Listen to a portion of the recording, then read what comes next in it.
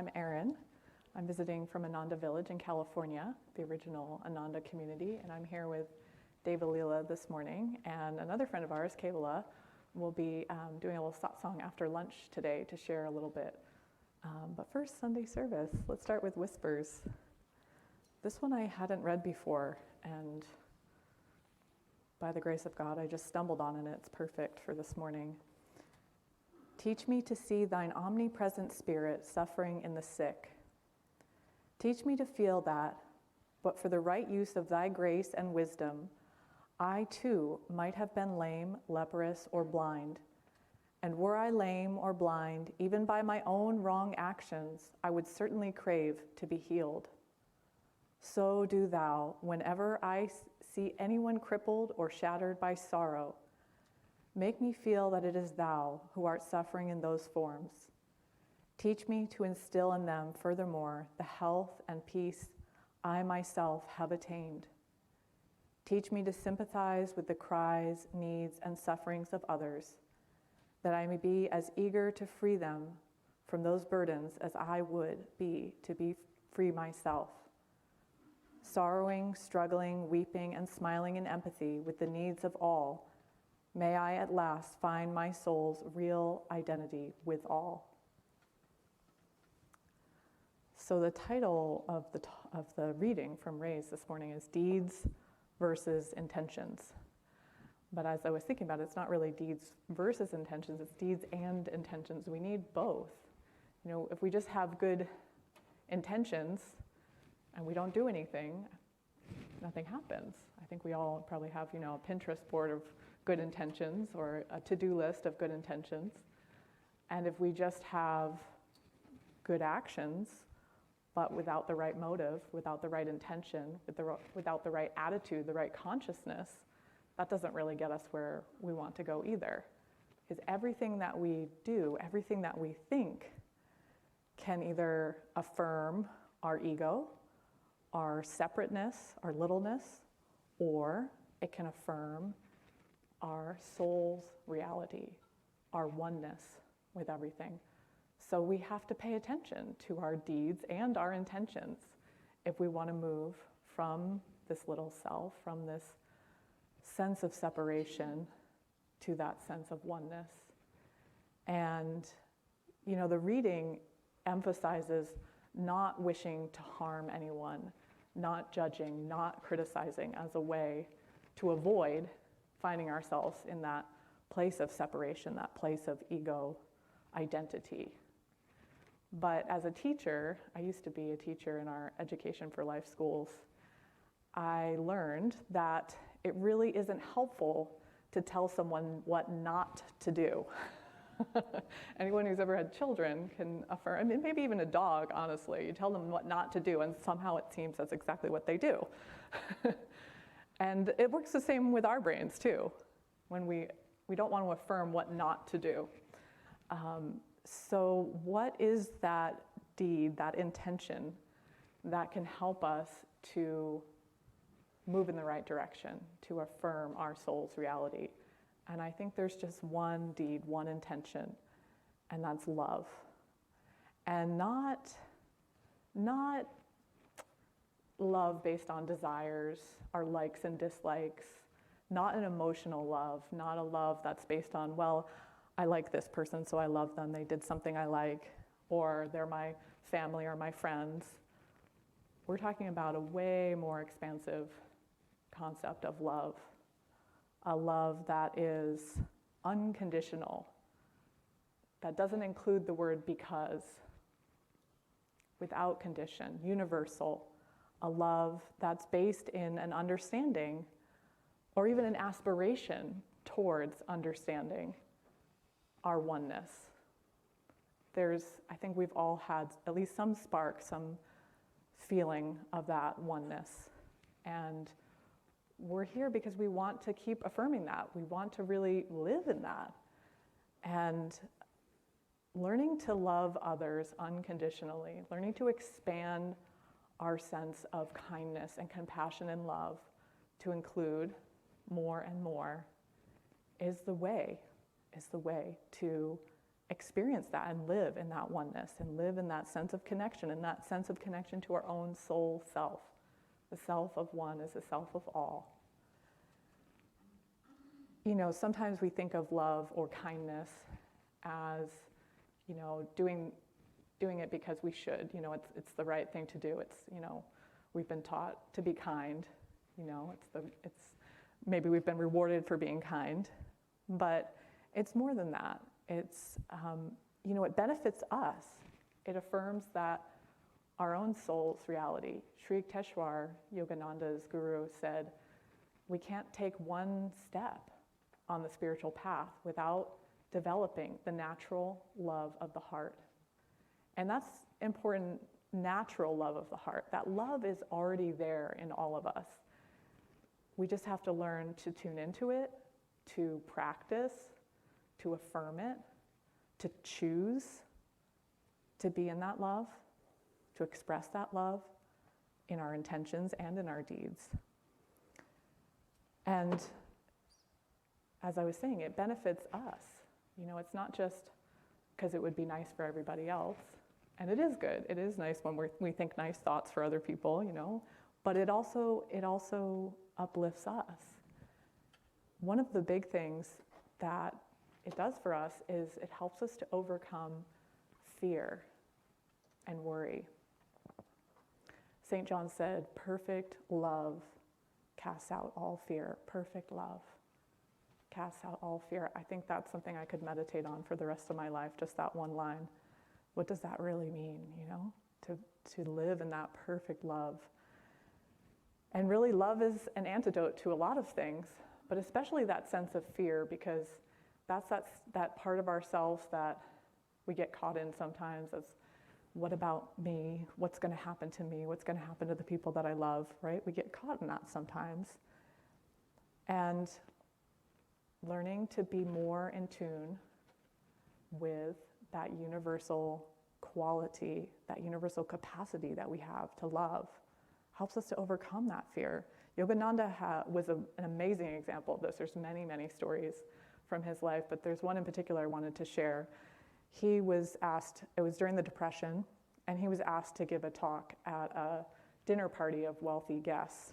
And he spoke very strongly and, shared with people that it's wrong for God's rich children to take advantage of his poor children. And he even named names. He spoke very strongly. And when he was getting ready to leave, his friend said, you better not walk home alone. You've maybe offended these very powerful people. And Yogananda said, I'm not afraid. God is with me. And so he walked home, and sure enough, when he got to a dark part of town, a man came up behind him and put a gun to his back and said, why did you say those things about those people? And Yogananda said, all people are God's children. God doesn't like it when his rich children take advantage of his poor children. Can you imagine? Someone's got a gun to your back, and that's what you say? Fearless, rooted in love for all God's children. And he turned around and faced the man and looked at him with deep love. And the man started to tremble. And Yogananda said, why do you live the way that you do? You're not happy. And the man's trembling. He said, what did you do to me? I came here to kill you. I can't go back to the way that I was. Transformed by that fearless, unconditional love. To see all people as God's children.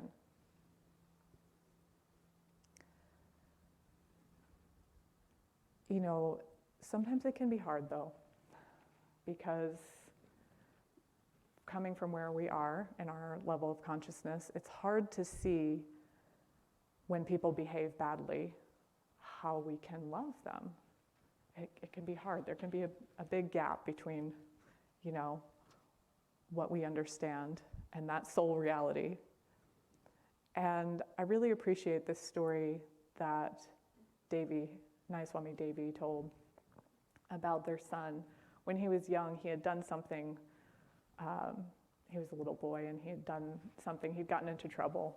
And he went to Swami Kriyananda and he said, "Swami, do you like bad people?" And Swami said, "Yes, I like bad people. I don't always like the things that they do, though." And I think that's a really good reminder and a good anchor point for how to love unconditionally. We don't have to love the bad things that people do, but we're being called to become more aware, to go deeper, go beyond the surface level of how people look, of how they behave, of even the things that they say and do, and realize that everyone wants one thing, which is to be happy. No matter how we're going after that. And I mean, just think in your own life, in this one lifetime, how many ways you've tried to find happiness that didn't work. At least one or two. And that's every soul's journey. We're all seeking that happiness. And we've all done, bad things, so to speak, in some way or another. But it's not who we are. And our job is to keep coming back, keep remembering the soul's reality, what it affirms in the Bhagavad Gita in this reading this week, that we are all birthless, eternal, changeless spirit. That's the reality, not the bad things that we do, we get caught, we all do.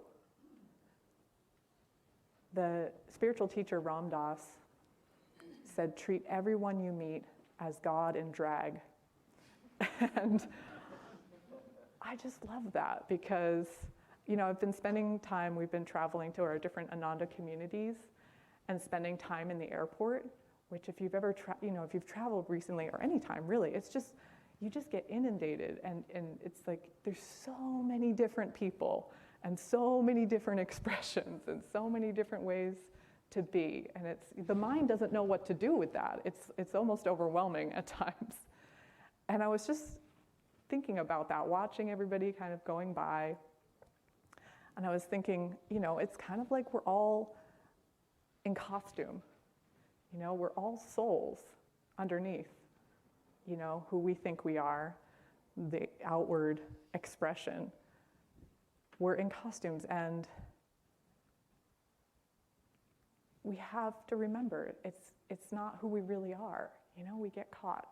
And the more we can remember that about others, the more we remember that about ourselves, and vice versa. So it goes hand in hand. Swami Kriyananda, a woman once asked him, a friend of hers, her son had been murdered by someone. It was a little over a trivial thing. And so she was talking with Swami and, sharing about what had happened and said, "I know I'm supposed to love everybody, but how? In a circumstance like that, when something that severe, that terrible happens."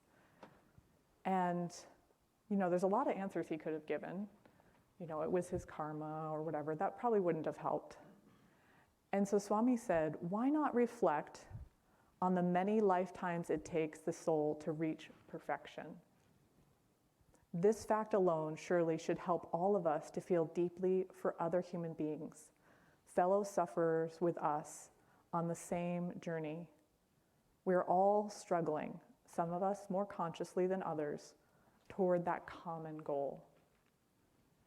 And that's what we tune into and affirm every week in the Festival of Light, the ceremony that we'll do after the end of service, that we're all on that long soul's journey.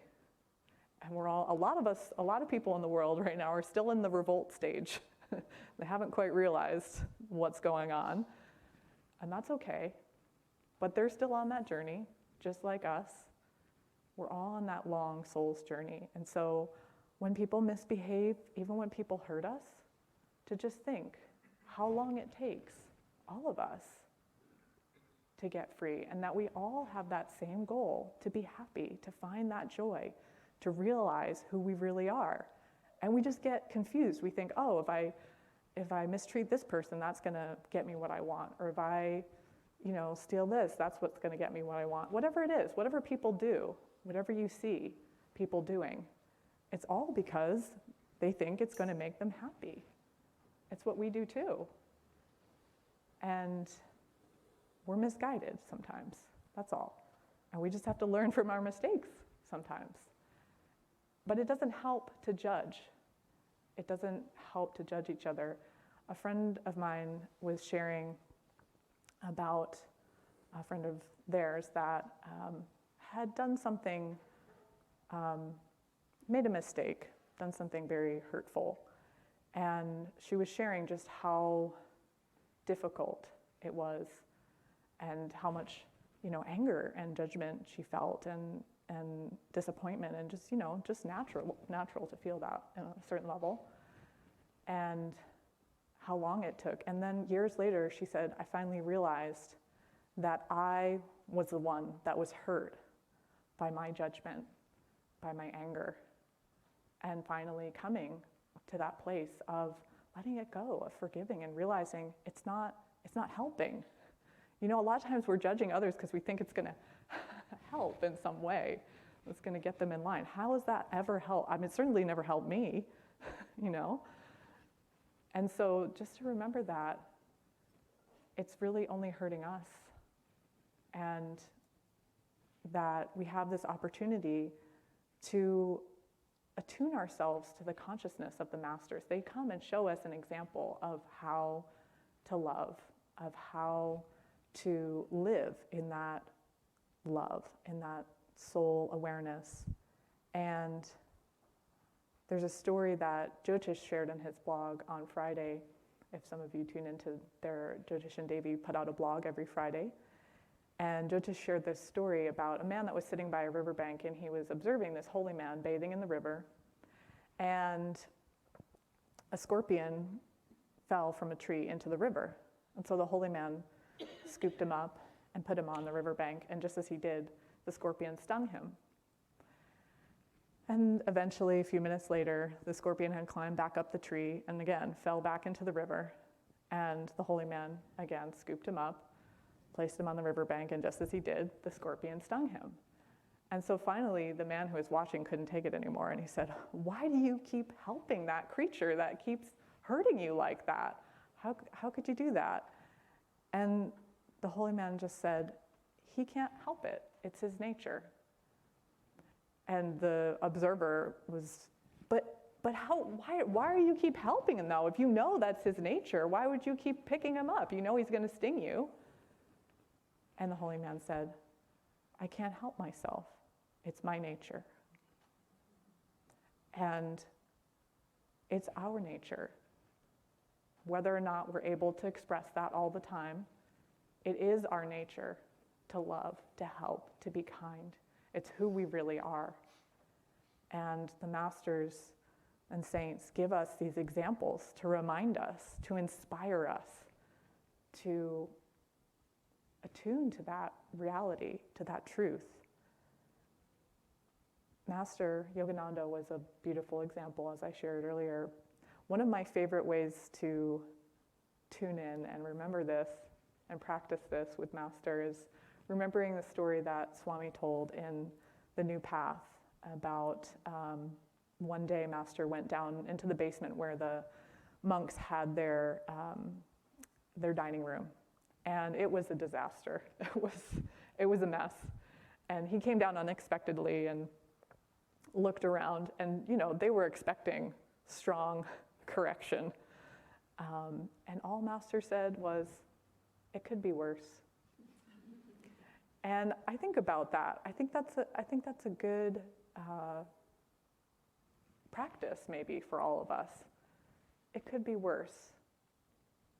When we're looking at someone or some situation, not to not act, but to just start at least from that place, that consciousness of not judging.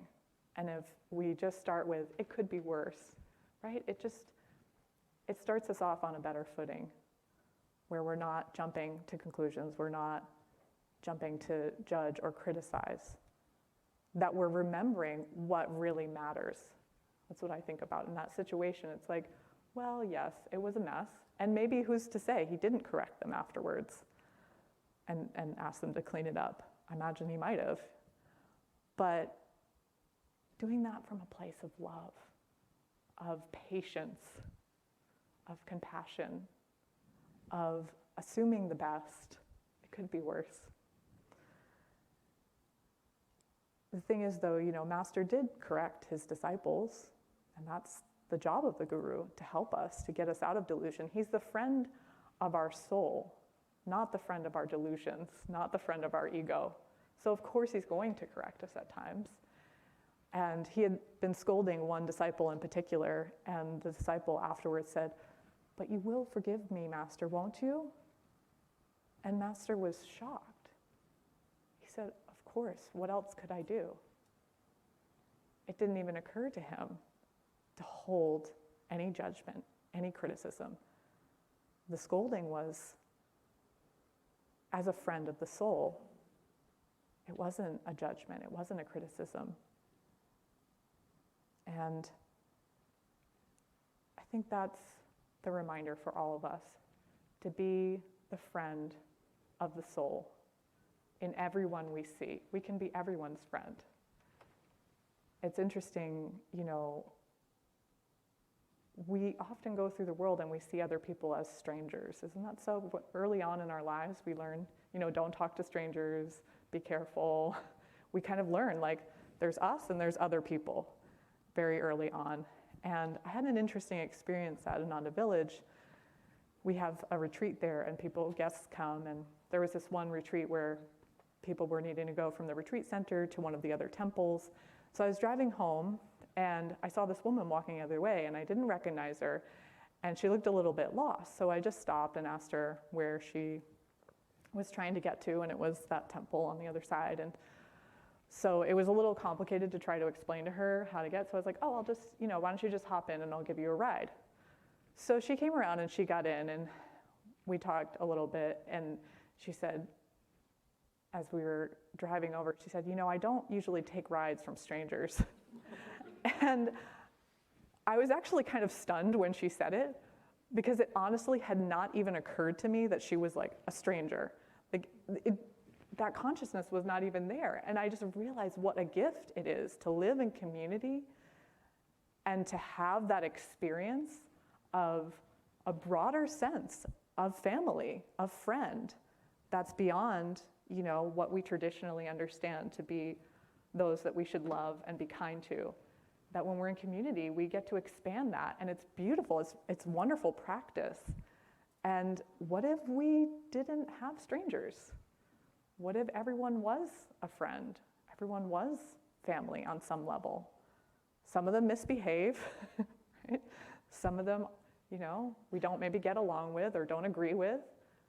But on a soul level, all people are God's children. We're all brothers and sisters in God. And it's important to, just this week, try to practice expanding just a little bit from where you are.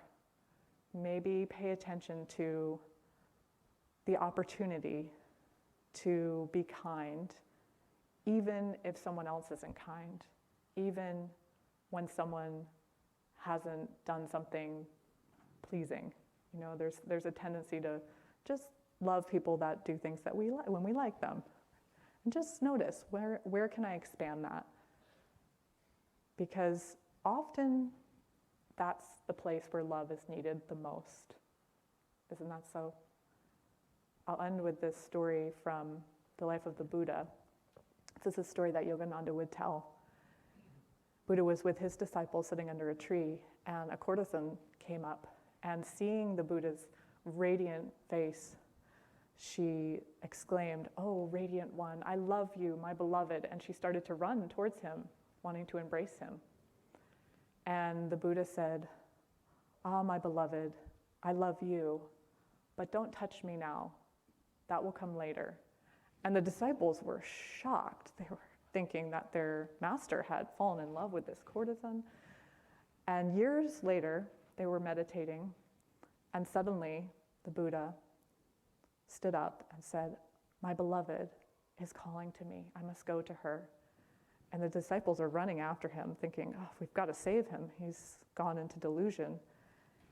And they find the courtesan sitting under that same tree, and now she's sick, covered in sores, and the Buddha goes to her and collects her, holds her, places her head on his lap with such tenderness, with such love.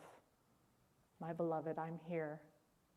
I'm here to love you when all have left you, when no one else will love you, when no one else will touch you. I'm here."